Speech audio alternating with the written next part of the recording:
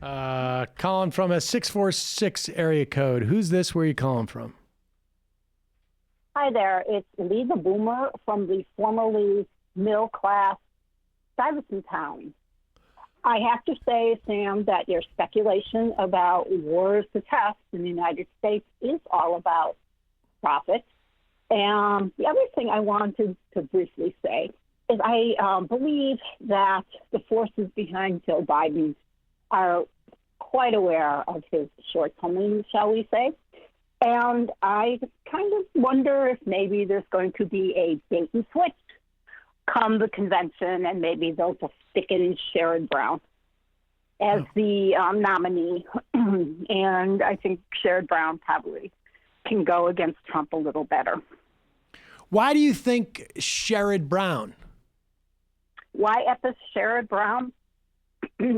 Because I believe there were folks who felt that he would have been the correct guy to run because, you know, he has all that labor support and he is considered progressive on things, even though he supported whatever the new NAFTA is called. And he, you know, he's in the Midwest, he's from Ohio, all that kind of stuff. And I've but there's no, but you don't have any particular reason to think that it's Sherrod Brown. I mean, you're just speculating. Correct. Okay. I mean, all right. Well, and I appreciate the phone call. It's an interesting theory. I mean, I find it hard to believe that there is like, I don't think that Joe Biden is in on the plan, if that is the plan. I think that is, I do think that, look, there is a certain amount of gaslighting going on right now about Joe Biden, and I'm not making a clinical observation. I'm not a medical person. And I don't know the reasons why, but I have been watching politics as an interested a person since the early 90s.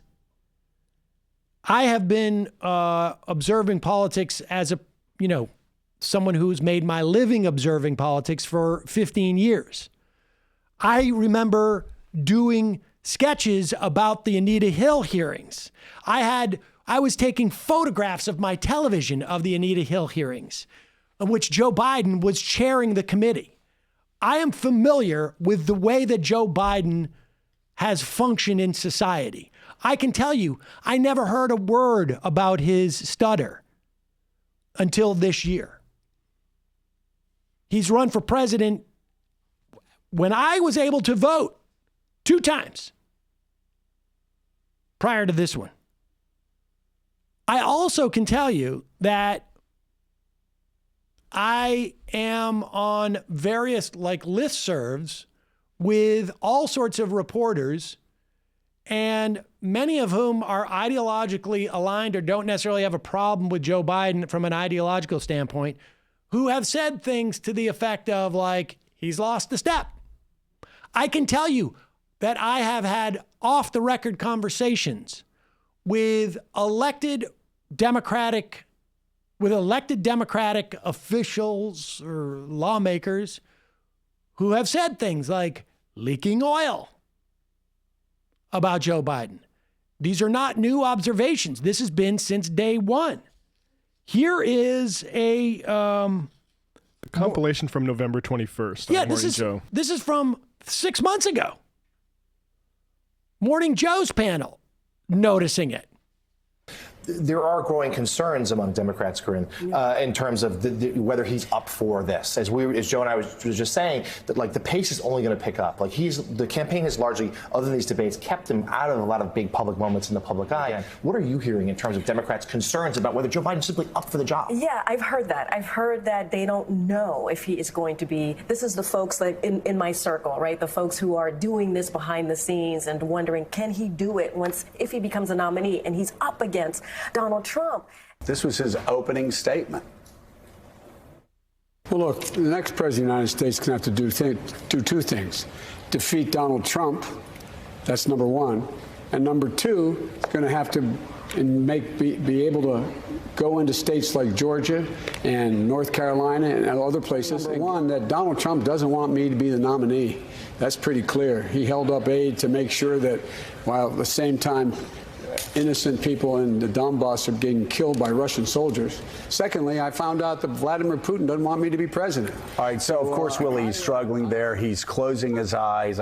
He knows he's having trouble finding words. The sentences are jumbled. The words are jumbled. But yeah, my point being this: like, look, it is one thing for the Democratic Party, and look, this is voted upon by people who, a lot of people, most people don't have a sense of like who can win in the fall. Like, a lot of people don't spend their days watching Morning Joe. They don't watch the debates. They don't watch the debates. There's a lot of voters out there who, when it comes time for them to vote, they take their cues from well-known party members. So when there's endorsements from 2 other, now 4 other or 5 other presidential candidates, former candidates, or when there's endorsements from important elected leaders, they just assume they've got this covered. And fine, that's all well and good. And if these party leaders are willing to accept the idea that Joe Biden, people were questioning it in 6 months ago, but now they're fine with it. That's another thing. It's completely up to them. But to gaslight the rest of us is going to drive an incredible amount of resent.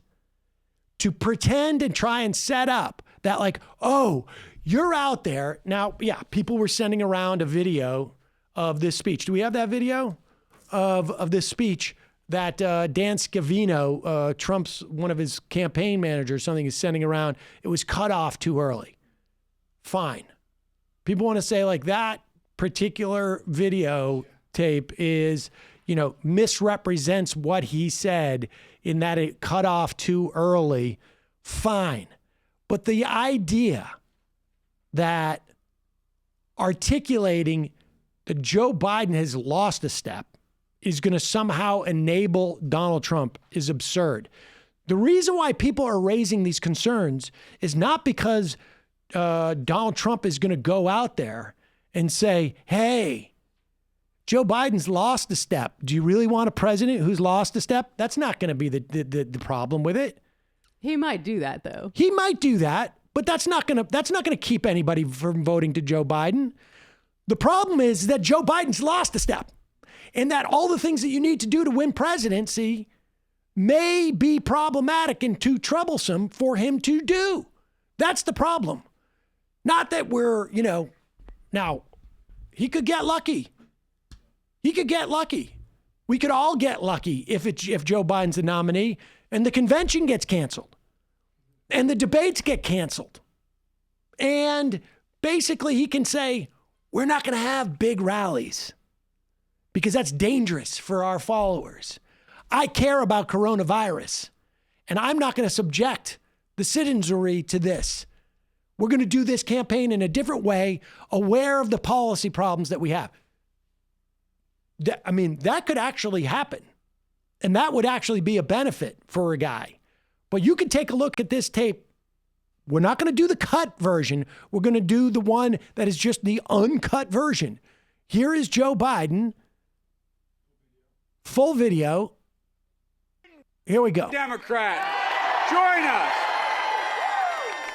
If you want a nominee, we'll bring this party together, who'll run a progressive, positive campaign and turn this primary from a campaign that's about negative attacks into one about what we're for, because we cannot get reelected.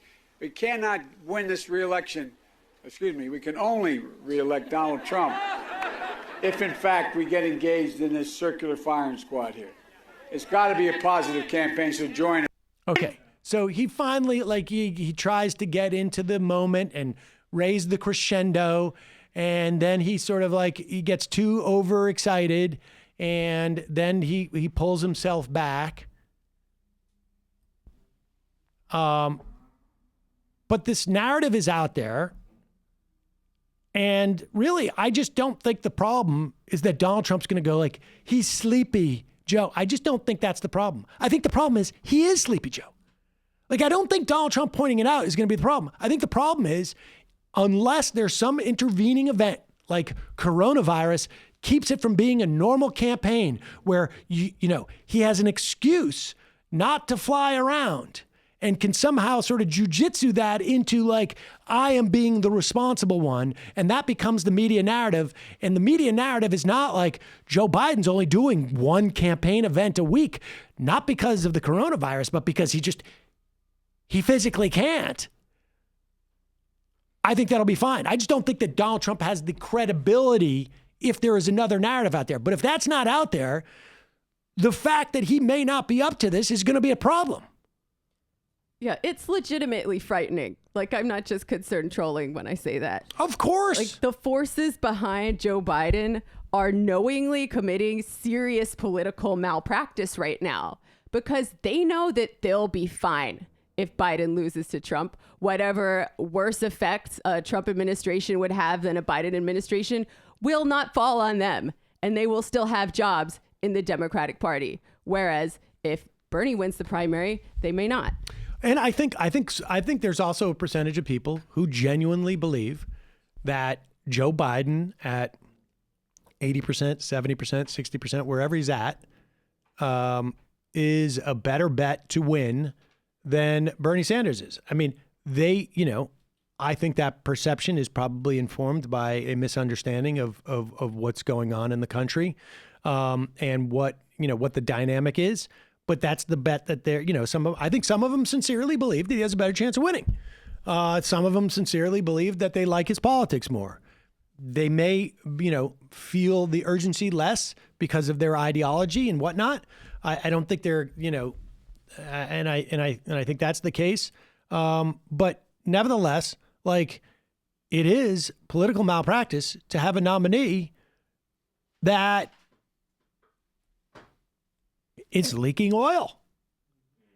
And, we're going to see that. I mean, so much so that like the DNC has acknowledged it. Like, how can anybody out there, and this is coming from like, a whole host of some writers from Politico who are obviously, working their access, but others who are arguing like this is all sort of a narrative that's being pushed by MAGA people and left-wing people, that he has a problem. And look, that is a recipe for electoral disaster to just pretend that it's not the case.